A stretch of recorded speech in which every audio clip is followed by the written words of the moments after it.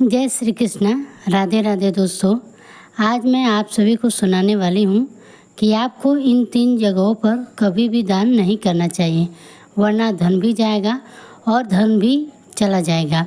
तो प्रिय भक्तों, आज की यह कथा अगर आपने श्रद्धापूर्वक ध्यान लगाकर सुन लिया तो आपका धन कभी व्यर्थ नहीं जाएगा। तो दोस्तों, वह कौन सी वस्तु है जिसको दान देने से दान देने वाला व्यक्ति कंगाल हो जाता है? यदि आप इस कथा को सुन रहे हैं तो पूरा सुनिएगा। कथा को आधा अधूरा छोड़ने की गलती ना करें। व्यक्ति जाने अनजाने में पाप का भागीदार बन जाता है, इसलिए कथा को पूरा सुनिए। इससे दोस्तों धन के भंडार भर जाते हैं। माँ अन्नपूर्णा की कृपा सदा भक्तों पर बनी रहती है। एक बार माता पार्वती के मन में पृथ्वी लोक पर कुछ समय व्यतीत करने की इच्छा हुई, तो भोलेनाथ ने पार्वती जी को संग लेकर हिमालय पर्वत की तलहटी में आ गए। तब इस प्रकार कुछ समय व्यतीत होने पर एक दिन माता पार्वती प्रकृति की छटा को निहारते हुए एक पर्वत के किनारे बसे हुए छोटे से राज्य में जा पहुंची, जहां के आसपास का दृश्य बहुत ही मनमोहक था। अचानक माता पार्वती जी को एक बहुत बड़ा गोबर खाने वाला कीड़ा नजर आता है, जो देखने में बहुत बड़ा था। वहीं उस कीड़े को खाने के लिए पास में एक नाग घात लगाया था। वह नाग जैसे ही उस कीड़े पर प्रहार करने वाला ही था, तभी उसी समय वह कीड़ा एक मनुष्य के रूप में बदल जाता है। उन्होंने देखा कि कीड़ा एक दिव्य राजा के रूप में परिवर्तित हो गया। यह सब देखकर माता पार्वती बड़ी ही हैरान थी। राजा तो वहाँ से चला गया और माँ पार्वती वहाँ से वापस महादेव जी के पास आ गईं। शिव जी के पूछने पर कि वे कहाँ चली गई थी, तब माता पार्वती कहती हैं कि हे स्वामी, आज मैंने जंगल में एक बड़ी ही विचित्र घटना देखी, जिसे देखकर मैं बहुत ही आश्चर्यचकित हो गई हूँ। मेरे मन में बहुत सारे सवाल उत्पन्न हो रहे हैं। तब भगवान शिव ने पूछा, देवी, तुमने ऐसा क्या देख लिया जिसे तुम इतनी विचित्र बता रही हो? तब माता पार्वती कहती हैं कि हे स्वामी, जब मैं प्रकृति की छटा को देखने के लिए जंगल में गई थी, तो मैंने एक जगह पर एक बड़े ही विशाल शरीर वाले कीड़े को देखा और उसी स्थान पर एक सर्प उस कीड़े का शिकार करने वाला था। वैसे ही वह कीड़ा एक राजा के रूप में बदल गया। यह बात मेरे समझ में नहीं आई कि अगर वह कीड़ा था तो राजा कैसे बन गया? अगर वह कोई राजा था तो फिर वह कीड़ा क्यों बना? माता पार्वती की बात सुनकर भगवान शिव मंद मंद मुस्कुराने लगे। उन्होंने कहा, हे देवी, आज जंगल में तुमने राजा धर्मदेव को देख लिया है, जो इसी देश का राजा है। भगवान शिव की बात सुनकर माता पार्वती भी ज़्यादा अचंभे में पड़ जाती हैं और शिव जी से कहती हैं कि हे स्वामी, राजा धर्मदेव ने ऐसा कौन सा पाप कर दिया था जिसके कारण उसे कीड़ा बनना पड़ा? मैंने तो सुना है इस राज के महाराजा तो बड़े धर्मात्मा हैं, बिना दान पुण्य किए वो भोजन भी नहीं करते, फिर उससे ऐसा कौन सा पाप हो गया? तब भगवान शिव जी कहते हैं कि राजा धर्मदेव का यही स्वभाव तो उसके लिए मुसीबत बन गया। उसने कुछ ऐसा दान कर दिया जिसके कारण राजा धर्मदेव को कीड़े की योनि में जन्म लेना पड़ा। तब माता पार्वती कहने लगी कि भगवान, मेरी समझ में कुछ नहीं आया, मुझे विस्तार से समझाइए कि राजा धर्मदेव के साथ ऐसा कैसे हो गया? तब भगवान शिव जी कहते हैं कि हे देवी, इस कथा को बड़े ही ध्यान प्रसन्न चित्त मन से पूरा ध्यान लगाकर अंत तक सुनिएगा, क्योंकि यह कथा जो कोई सुनता है उसे अनंत गुना पुण्य फल की प्राप्ति होती है। इसलिए प्रत्येक मनुष्य को इस कथा को बड़े प्रसन्नचित्त मन से पूरा अवश्य सुनना चाहिए। इस प्रसिद्ध राज्य में एक महादानी राजा धर्मदेव राज करते थे। राजा इतने बड़े दानी थे कि जब तक अपने द्वार पर आए हुए भूखे भिखारी और ब्राह्मणों को भोजन नहीं करा देते, तब तक वह स्वयं भी भोजन नहीं करते थे। यह उनका रोज का नियम था। पूरे राज्य में उनकी खूब प्रशंसा होती थी। राजा धर्मदेव के दान धर्म करने का एक नियमित समय था। एक निश्चित समय तक ही वे दान करते थे। राजा धर्मदेव सुबह के 10 बजे से लेकर दान बांटना शुरू करते थे और सूर्यास्त होने तक दान देना बंद कर देते थे। सूर्यास्त के बाद अगर कोई उनके यहाँ दान लेने के लिए आता तो वह उसे दान नहीं देता था। बल्कि अगले दिन आने के लिए कहता। राजा की ख्याति धीरे धीरे देश विदेश में फैलने लगी। अब तो हर रोज राजा धर्मदेव के द्वार पर याचकों की भीड़ लगी रहती थी। वह प्रत्येक दिन हर याचक को दोनों हाथों की अंजलि में जितनी स्वर्ण मुद्राएं आती थी उतना धन दिया करता था। सभी याचक राजा की जय जयकार करते हुए चले जाते थे। इसी प्रकार से राजा के बड़े अच्छे दिन से निकल रहे थे। एक दिन क्या हुआ कि इसी राज्य का एक ब्राह्मण परिवार इसी जंगलों के पास बड़ा ही रहता था। वहाँ का जो ब्राह्मण था वह बहुत ही तपस्वी था। उसे अपनी मेहनत से जो कुछ भी मिलता उसी को खाकर अपना समय काट लेता था। एक दिन क्या हुआ कि ब्राह्मण की पत्नी ने अपने पड़ोस में किसी के मुख से सुना कि हमारे राजा बड़े ही दानी हैं, जो भी उनके द्वार पर जाता है उसे दान जरूर देते हैं। ब्राह्मणी पड़ोसन की यह बात सुनकर आई और अपने पति से आकर कहने लगी कि हे स्वामी, हमारे राजा बड़े ही दानी हैं, उनके द्वार से आज तक कोई निराश होकर नहीं लौट गया। आप भी महाराज के दरबार में चले जाइए, महाराज से दान स्वरूप हमें कुछ मिल जाएगा तो हमारा समय भी आराम से कट जाएगा। ब्राह्मण बोला, देखो प्रिय, मेरी जिंदगी का आधा समय तो बीत गया और आधा शेष बचा है, वह भी मैं जैसे तैसे काट लूँगा, पर मैं किसी के द्वार पर हाथ फैलाने नहीं जाऊँगा। ब्राह्मणी बोली, महाराज आप कैसी बातें कर रहे हो? जब आपका राजा दान दे रहा है तो प्रजा को दान लेने में कोई बुराई नहीं होती, और फिर हम तो ब्राह्मण हैं, हमारा धर्म है दान लेना। मैं कहती हूँ कि आप राजा के पास एक बार जरूर जाओ। ब्राह्मणी कहने लगी कि देखिए, अपने परिवार का अच्छे से पालन पोषण करने की जिम्मेदारी हर गृहस्थ की बनती है। हर गृहस्थ व्यक्ति का यह धर्म है कि वह अपने परिवार को सुखी रखे, उसे हर सुख सुविधाएं प्रदान करें। जो लोग ऐसा नहीं करते उन्हें अपने परिवार का भरण पोषण न करने के कारण पाप लगता है। भगवान भोलेनाथ जी कहते हैं कि हे देवी, ब्राह्मणी की बातों को सुनकर वह ब्राह्मण राजा धर्मदेव के यहाँ जाने को तैयार हो गया। अब तो ब्राह्मण अपने घर से राजा धर्मदेव के दरबार की ओर चल पड़ता है। दोस्तों, अब देखिए, चलते चलते ब्राह्मण को संध्या हो गई। इधर राजा धर्मदेव ने दान देने का एक निर्धारित समय निर्धारित किया था। उस दिन राजा के दरबार में जितने भी याचक आए थे सभी दान लेकर जा चुके थे। अब राजा का दान देने का समय समाप्त हो चुका था। सभी दान पेटियों पर ताले लगा दिए गए थे। इधर ब्राह्मण बड़ी दूर से पैदल चलकर आ रहा था, लेकिन ब्राह्मण के पहुँचते पहुँचते सूर्यास्त हो चुका था। अब महाराज ने दान देना बंद कर दिया। राजा और उसके सैनिक दान पेटियों को लेकर राजमहल की ओर जा रहे थे। उसी समय रास्ते में ब्राह्मण उनके मार्ग में आ जाता है और बड़े ही विनम्रती भाव से कहता है कि हे महाराज, मैंने सुना है आप हर दिन गरीबों को दान देते हो। मैं भी एक गरीब ब्राह्मण हूँ और काफ़ी दूर से चलकर पैदल आपके द्वार पर आया हूँ। कृपया करके मुझे भी दान दीजिए। दोस्तों, सूर्यास्त के बाद अपने पास एक ब्राह्मण को आया देखकर राजा कहने लगा कि हे ब्राह्मण देव, मुझे क्षमा करना, मैं सूर्यास्त के बाद दान देना बंद कर देता हूँ। आप मेरे पास सूर्यास्त के बाद आए हो, अब आप वापस लौट जाइए। कल प्रातःकाल आप मेरे पास आइएगा, तब मैं आपको दान दूंगा। यही नहीं, कल जब आप मेरे पास आओगे तो मैं आपको आज का भी और कल का भी दोनों दिन का दान दे दूंगा।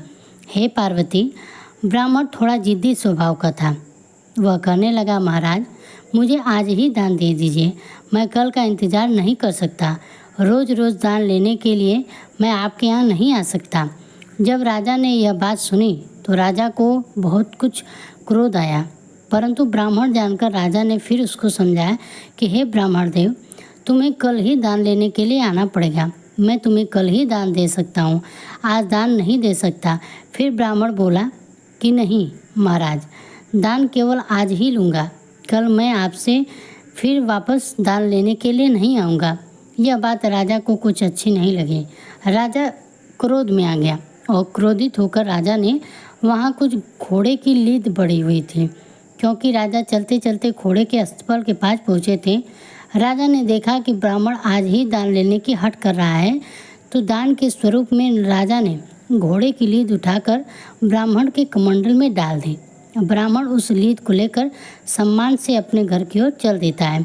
इधर घर पर उसकी पत्नी इंतजार कर रही थी। और वह सोच रही थी कि मेरे पतिदेव राजा के यहाँ से कुछ बड़ा दान लेकर आते होंगे कि राजा साहब उन्हें सोने की मोहरें देगा, जिससे कि सारी दरिद्रता मिट जाएगी। ब्राह्मण दान में घोड़े की लीद लेकर अपने घर पहुँचे तो ब्राह्मण की पत्नी बहुत प्रसन्न होती है और ब्राह्मण से कहने लगती है, देखो मैं तुमसे कहती थी ना कि महाराज के दरबार में दान लेने जाओगे तो महाराज तुम्हारी और हमारी गरीबी दोनों खत्म कर देंगे। यह बात सुनकर ब्राह्मण बोले कि हे देवी, दान देने वाले ने दान दिया और मैंने उसे भी ले लिया। तुम एक काम करो, इस स्थान को गोबर से लीप दो, तब मैं तुम्हें राजा के द्वारा दिया गया दान दिखाऊंगा, नहीं तो यह दान अपवित्र हो जाएगा। बड़ी खुशी के साथ ब्राह्मण पत्नी ने उस जगह को लीप दिया और उस जगह पर एक दीपक जलाकर रख दिया और वहीं जाकर बैठ गई। हे पार्वती, उसके बाद वह ब्राह्मण ने घोड़े की लीद से भरा हुआ पात्र अपनी ब्राह्मणी को दे दिया।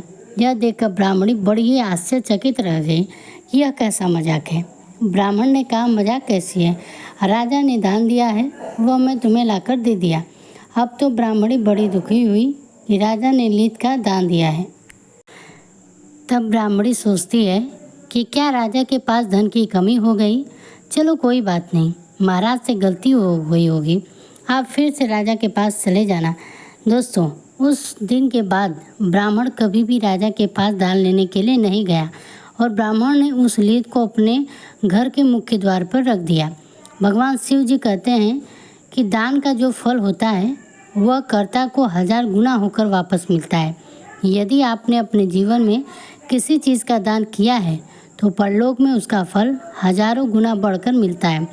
राजा ने जो लीद का दान किया था, उस लीद का भगवान की कृपा से ब्राह्मण के घर के द्वार पर धीरे धीरे एक दिन पहाड़ सा बनता चला गया। इस तरह राजा के दान का फल बढ़ता जा रहा था। ब्राह्मणी ब्राह्मण से पूछती कि हे स्वामी, इस लीद का क्या होगा, यह तो रोजाना बढ़ती जा रही है। आप तो वेदों के ज्ञाता हैं, मुझे इसका मतलब बताओ। तब ब्राह्मण कहने लगा, देखो देवी, यह राजा के दान का फल है जो बढ़ता जा रहा है और इस फल को उसे ही भोगना पड़ेगा। यदि हम इसे उपयोग में ले रहे होते तो राजा को इसका सुफल प्राप्त होता। अब जबकि यह हमारे किसी काम का नहीं है तो इसका परिणाम अब राजा को ही भोगना पड़ेगा। यह बात सुनकर ब्राह्मणी बड़ी सोच में पड़ जाती है। इस प्रकार धीरे धीरे समय बीतता गया और इधर उस लीद का पहाड़ काफ़ी बड़ा हो गया था। भगवान शिव जी माता पार्वती जी से कहते हैं कि हे देवी, आप आगे सुनिए। एक दिन की बात है, राजा धर्मदेव वन में शिकार करने के लिए जाता है, परंतु राजा धर्मदेव को कोई शिकार नहीं मिलता। जब कोई शिकार नहीं मिलता तो राजाओं के पहले नियम थे कि राजा को जब कोई शिकार ना मिले तो वह बिना शिकार किए वापस लौटकर नगर नहीं जाता था, चाहे उसे मार्ग में कहीं रुकना ही क्यों ना पड़े। अब शाम का वक्त हो चुका था और सूर्यास्त होने के बाद किसी जीव को सताना क्षत्रियों का धर्म नहीं होता। यह सोचकर राजा ने सोचा कि अब मुझे यहाँ से चलना चाहिए और यहीं किसी स्थान पर ठहर जाना चाहिए। अब तो राजा उस जंगल के पास ही अपने ठहरने का स्थान ढूंढने लगते हैं। ढूंढते ढूंढते राजा उसी ब्राह्मण के घर जा पहुँचा जिसे राजा ने कुछ वर्ष पहले लीद का दान दिया था, लेकिन राजा उस घटना को भूल चुका था। राजा धर्मदेव जब ब्राह्मण के घर पहुँचे तो वहाँ पहुंचकर राजा ने ब्राह्मण से कहा कि हे ब्राह्मण देवता, आज मुझे आपके यहाँ ठहरने के लिए स्थान चाहिए। राजा की बात सुनकर ब्राह्मण कहने लगा, ठीक है राजन, आपका हमारी इस कुटिया में स्वागत है। दोस्तों, उस राजा धर्मदेव ब्राह्मण की कुटिया पर विश्राम करते हैं। जो भी ब्राह्मण के घर में रूखा सूखा भोजन था उससे ब्राह्मण ने राजा को अतिथि सत्कार किया। भोजन करने के बाद राजा की आधी रात वहीं बीती और इधर जब सवेरा हुआ तो राजा की नज़र ब्राह्मण की कुटिया के बाहर उस लीद के ढेर पर पड़ती है, तो अब तक पहाड़ के रूप में बन चुका था। उस लीद के पहाड़ को देखकर राजा ब्राह्मण से पूछने लगे कि हे ब्राह्मण देव, क्या वास्तव में आपके पास इतने सारे घोड़े हैं जो इतना बड़ा लीद का ढेर लगा हुआ है? तब ब्राह्मण ने उत्तर दिया कि हे महाराज, हम तो पूजा पाठ तथा साधना करने वाले ब्राह्मण हैं, हमें भला घोड़ों से क्या काम। राजा ने कहा, तो फिर आपके घर के बाहर यह लीद का ढेर कैसे? ब्राह्मण समझाते हुए कहता है कि देखिए, तुम यदि जानना चाहते हो कि यह लीद का ढेर क्यों है तो इसके पीछे बहुत बड़ा रहस्य छुपा हुआ है। अब तो उस रहस्य को भगवान शिव जी माता पार्वती जी से कहते हैं कि हे देवी, अब तो उस रहस्य को जानने की राजा की उत्सुकता बढ़ती ही चली गई। ब्राह्मण बोला कि हे यात्री, हमारे राज्य का राजा बड़ा ही दानी धर्मात्मा है। वह रोजाना सोने का दान करता है। 17 से 18 वर्ष पहले की बात है। मेरी पत्नी ने मुझे ज़बरदस्ती राजा के यहाँ दान लेने के लिए भेजा था। अपनी पत्नी के कहने पर मैं राजा के पास दान लेने के लिए चला गया। जब मैं राजा से दान लेने की जिद कर रहा था तो वह मुझे अगले दिन आने को कह रहा था, लेकिन मैं राजा की बात नहीं मानी और जब मैं दान लेने की जिद करने लगा तो राजा ने क्रोध में आकर मेरे कमंडल में घोड़े की लीद उठाकर डाल दी। मैंने उसे सम्मान सहित लेकर अपने घर चला आया और मैंने उस लीद को यहाँ पर रख दिया, क्योंकि वह लीद मेरे कुछ काम का नहीं था और दान की वस्तु को मैं कहीं फेंकना नहीं चाहता था। तो राजा ने पूछा कि हे ब्राह्मण देव, राजा ने तो तुम्हें कुछ थोड़ी सी लीद दान में दी होगी, पर यह तो इतना बड़ा पहाड़ कैसे बन गया। तब ब्राह्मण ने समझाया कि हे भाई, हमारे वेद पुराण यह कहते हैं कि अगर कोई दान देने वाला जितना दान देता है उसका 1000 गुना फल उसको वापस मिलता है। राजा का वह दान समय के साथ 1000 गुना बढ़कर जमा हो गया है। अब अपने उस दान का फल राजा को खुद ही भोगना पड़ेगा।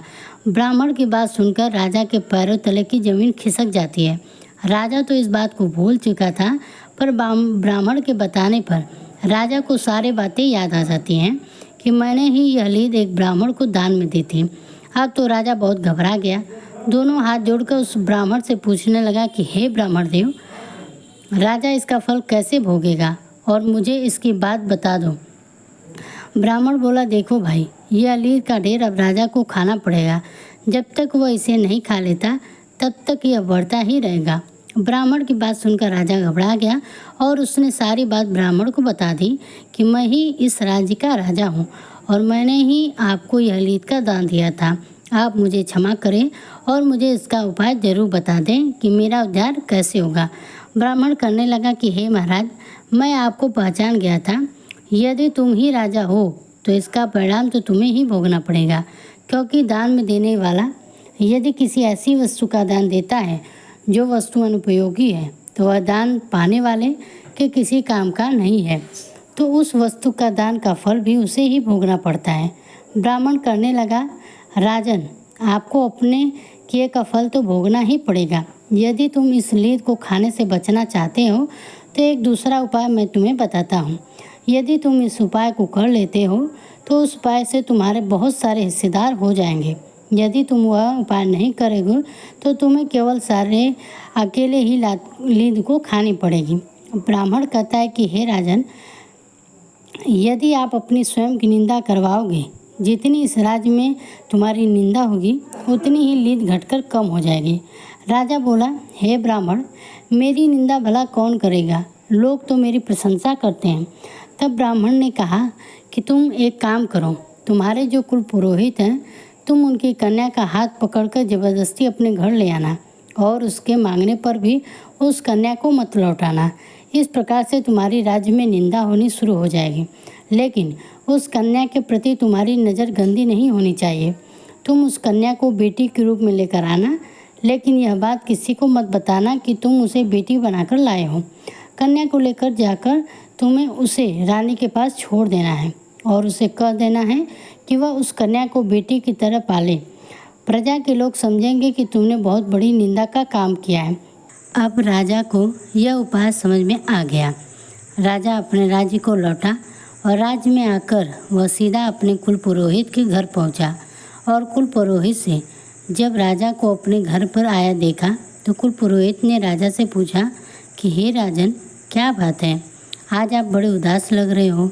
राजा ने कहा, गुरुदेव, आप अपनी बेटी को बुलाइए, मुझे उसी से कुछ काम है। कुल पुरोहित ने सोचा शायद कुछ उपहार देना होगा, कुछ ज़रूरी बातें पूछनी होगी, तो उन्होंने अपनी पुत्री को आवाज़ लगाई। राजा उसका हाथ पकड़ा और पुरोहित को धक्का देकर उसकी बेटी को रथ में बैठाकर अपने घर ले गया। बेचारा कुल पुरोहित अपनी बेटी के लिए गिड़गिड़ा रहा था कि महाराज, यह आप क्या कर रहे हो। राजा ने एक नहीं सुनी। राजा चुपचाप उसकी कन्या को लेकर अपने महल में पहुंच जाता है और अपनी रानी के पास छोड़ देता है और कहता है कि इसे बड़े प्यार से पुत्री की तरह रखना है और यह बात किसी को तुम्हें बतानी नहीं है। रानी ने पूछा कि महाराज आप इसे लेकर क्यों आए हैं? यह हमारे गुरु की बेटी है। तब राजा ने कहा, हे महारानी, चुपचाप आप इसे घर में ले जाइए और सब कुछ देखिए। जो मैं कर रहा हूँ वह अपने उद्धार के लिए कर रहा हूँ। आगे भगवान माता पार्वती जी से कहते हैं कि हे पार्वती, देखो राजा जब पुरोहित की बेटी को उठा लाया तो सभी प्रजा ने देखा, तो उस समय तो किसी ने कुछ नहीं कहा। अब पूरे राज्य के राजा उस राजा की निंदा करने लगे कि राजा तो बड़ा ही व्यभिचारी व्यक्ति है, जिसने अपने गुरु की पुत्री को पत्नी बनाकर जबरदस्ती अपने राज्य में रख लिया है। हम तो पहले ही कहते थे कि राजा बड़ा नीच है, लोगों को दान देकर केवल दिखावा कर रहा है। इस प्रकार से पूरे नगर में राजा की बुराई होने लगी। सब लोग कहने लगे कि ऐसे राजा का क्या भरोसा जो अपने गुरु का ही नहीं हुआ। इधर ब्राह्मण के द्वार पर वलीद का ढेर कम होता जा रहा था। जो लोग राजा की निंदा कर रहे थे वह उस लीद के ढेर से हिस्सेदार होते जा रहे थे। धीरे धीरे वह लीद का ढेर कम होता गया। राजा कुछ दिनों के बाद जब वह फिर से दोबारा ब्राह्मण के घर पहुंचा तो देखता है कि ब्राह्मण के घर के आगे लीद का ढेर अब इतना रह गया था कि जितना राजा ने ब्राह्मण को दान में दिया था। यह देखकर राजा बड़ा ही प्रसन्न हो जाता है। राजा हाथ जोड़कर ब्राह्मण से बोला, हे ब्राह्मण देव, आपने पहाड़ जैसा लीद का ढेर तो कम करवा दिया। जिन जिन लोगों ने मेरी निंदा की हो उनके हिस्से में वह चली गई होगी, लेकिन अब यह थोड़ी सी शेष रह गई है। अब इसका कोई उपाय बता दीजिए। ब्राह्मण ने कहा कि हे राजन, जो लीद रह गई है यह तुम्हारे हिस्से की लीद है, यह तुम्हें ही खाना पड़ेगा। इसे खाने के लिए तुम्हें कीट योनि में जन्म लेना पड़ेगा। अब राजा बोला, हे मुनि, आपके पास कोई और उपाय है तो आप मुझे बता दीजिए, जिससे कि यह लीद खत्म हो जाए, मुझे कीट योनि में जन्म ना लेना पड़े। तब ब्राह्मण ने एक उपाय बताया कि हे राजन, मेरा एक भाई है जो तुम्हारे इसी नगर में रहता है। वह बड़ा ही विद्वान और ईश्वर भक्त है। भगवान शिव में उसकी बड़ी भक्ति है। वे दोनों पति पत्नी बड़े ही सज्जन हैं, हर समय ईश्वर में ध्यान में लगे रहते हैं। लगता है कि उन दोनों ने तुम्हारी बुराई नहीं की होगी। यदि वह तुम्हारी बुराई निंदा कर दे तो यह बताया हुआ लीद का ढेर समाप्त हो जाएगा। ब्राह्मण की बात सुनकर राजा कहते हैं कि हे महाराज, हे ब्राह्मण देव, मैं उससे भी अपनी निंदा करवाता हूँ। दोस्तों, भगवान भोलेनाथ माता पार्वती जी से कहते हैं कि हे देवी। राजा भेष बदलकर उस ब्राह्मण के घर पहुँचते हैं तो ब्राह्मण राजा का स्वागत करता है और बैठने के लिए उसे आसन देते हैं। राजा आसन पर बैठ जाते हैं। अब राजा उस ब्राह्मण से कहने लगा कि हे ब्राह्मण देव, मैंने सुना है यहाँ कोई राजा है, वह बड़ा ही अन्यायी है, बड़ा ही नीच प्रवृत्ति का है। ब्राह्मण करने लगा, होगा, मुझे क्या लेना। तब राजा ने कहा, हे ब्राह्मण, उसने अपने गुरु की पुत्री को बलपूर्वक अपने घर में रख लिया है। तब ब्राह्मण बोलता है, मुझे नहीं पता। अब राजा अपने ही मुख से अपनी बुराई करने लगा, कहने लगा, बताओ, अपने गुरु की पुत्री को अपने घर में रख लिया, यह कहाँ का अन्याय है, कहाँ का न्याय है। बड़ा ही दुष्ट राजा है। ब्राह्मण बोला, हे भाई, मुझे नहीं पता, यह सब बातें मुझे क्यों सुना रहे हो। जब राजा ने बार बार उस ब्राह्मण को आलोचना करने के लिए उकसाया, फिर भी उसने आलोचना नहीं की। तब ब्राह्मण ने अपने तपोबल बल से देखा कि यह तो राजा है, यह तो मुझसे निंदा करवाने के लिए आया है, मुझसे अपनी निंदा करवाकर अपने पाप में मुझे सम्मिलित करना चाहता है। तब ब्राह्मण कहने लगे कि मैं तुम्हें पहचान गया हूँ, भलाई इसी में है कि आप मेरे यहाँ से वापस लौट जाइए। मैं कभी भी किसी की आलोचना नहीं करता। मैं एक सच्चा शिव भक्त हूँ और माता पार्वती के द्वारा बताए हुए उपदेशों का अनुसरण करता हूँ। किसी की बुराई कर मैं नरकगामी नहीं होना चाहता। मैं आज तक कभी भी जीवन में अनैतिक कार्य नहीं किया है और अंतकाल तक कुछ ऐसा करके अपने लोक और परलोक को बिगाड़ना नहीं चाहता। हे राजन, यही अच्छा होगा कि आप अपने नगर को वापस लौट जाएं। हे राजन, तुम्हारा पाप तुम्हें ही भोगना पड़ेगा। ब्राह्मण ने फटकार लगाकर राजा को वहाँ से भगा दिया। निराश होकर राजा वहाँ से वापस लौटकर अपने राज्य को चला जाता है और फिर एक दिन बाद उसी ब्राह्मण के घर आता है जहाँ पर वलीद का ढेर लगा हुआ था। ब्राह्मण के चरणों में आकर राजा गिर पड़ा। राजा कहता कि हे ब्राह्मण देव, अब क्या कोई और उपाय नहीं है। तब ब्राह्मण ने कहा, नहीं राजन, समझ लो अब तुम्हें ही यह खाना पड़ेगा, चाहे जैसे भी खाओ। यह बात सुनकर राजा कहने लगा, हे ब्राह्मण देव, पता नहीं कब मुझे कीट योनि का जन्म धारण करना पड़ेगा। तब तक पता नहीं मुझसे कितने पाप होते रहेंगे। क्यों ना आप मुझे कुछ समय के लिए कीट बना दो। तो ब्राह्मण करने लगा कि हे राजन, मैं तुम्हें कीट भी नहीं बना सकता। इतनी शक्ति मेरे अंदर नहीं है और यह काम तो केवल भगवान का है। परंतु मैं तुम्हें इतना बता सकता हूँ कि यहाँ से मरने के बाद तुम एक दिन कीट अवश्य बनोगे, और जब तुम अपने हिस्से के लिए खा लोगे, इससे पाप मुक्त हो जाओगे, क्योंकि तुमने अपने जीवन में कोई पाप नहीं किया है, दान किया है। तुम्हारी दानी में गिनती होगी। तुम्हें सदैव गरीबों में दान किया है, परंतु तुमसे यह भूल हो गई तो तुम्हें इसकी सज़ा भुगतनी पड़ेगी और कीट योनि में तुम्हें अवश्य जन्म लेना पड़ेगा। लेकिन ये अलीद को खाने के बाद तुम मानव योनि को प्राप्त हो जाओगे। भगवान भोलेनाथ माता पार्वती को आगे की कथा को सुनाते हुए कहते हैं कि हे देवी, कुछ ही दिनों बाद राजा धर्मदेव की मृत्यु हो जाती है और मृत्यु के बाद उसे गोबर खाने वाले कीड़े के रूप में जन्म मिलता है, और जिस जगह पर लीद पड़ी हुई थी वहाँ राजा की लीद खाने लगता है। धीरे धीरे कई वर्षों में उस लीद को वह कीट खाते खाते उसने अपने इस हिस्से की सारी लीद समाप्त कर दी। तभी आपकी नज़र उस कीड़े पर पहुँच गई। हे देवी, उसी समय वह मनुष्य के रूप में प्रकट हो जाता है और दिव्य विमान को दे पाकर स्वर्ग की ओर चला जाता है। वह राजा धर्मदेव जिसने क्रोध में आकर एक ब्राह्मण को दान में लीद दे दी थी, जिसके कारण वह कीड़ी की योनि में पैदा हुआ। तो दोस्तों, इस प्रकार से एक महान दानी राजा को भी अहंकार में आकर किए गए दान का फल कीड़ा बनकर चुकाना पड़ा।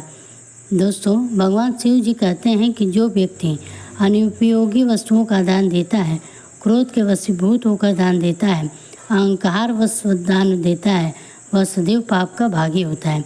दान देने से पहले मनुष्य को अपने अंतर मन को टटोलना चाहिए कि यदि दान देने की सामर्थ्य नहीं है तो दान नहीं देना चाहिए।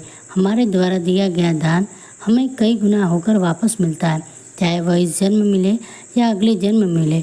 यदि हमने किसी के लिए खाने की वस्तु दान दी है तो आगे आने वाले कई जन्मों के लिए हमारे लिए कभी भोजन का संकट नहीं होगा। यदि हमने किसी का उपहास उड़ाया है, अहंकारवश उसका परित्याग किया है, तो उसका फल हमें कई गुना होकर भोगना पड़ता है। तो एक बार प्रेम से बोलिए ओम नमः शिवाय। जय भोलेनाथ, हर हर महादेव। दोस्तों, आज के द्वारा हमारे द्वारा सुनाई गई यह कहानी आपको कैसी लगी? अगर पसंद आई हो तो वीडियो को लाइक कर कमेंट बॉक्स में हर हर महादेव जरूर लिखें, तथा इसी तरह की ज्ञानवर्धक कथाओं को सुनने के लिए हमारे चैनल को सब्सक्राइब जरूर करिए।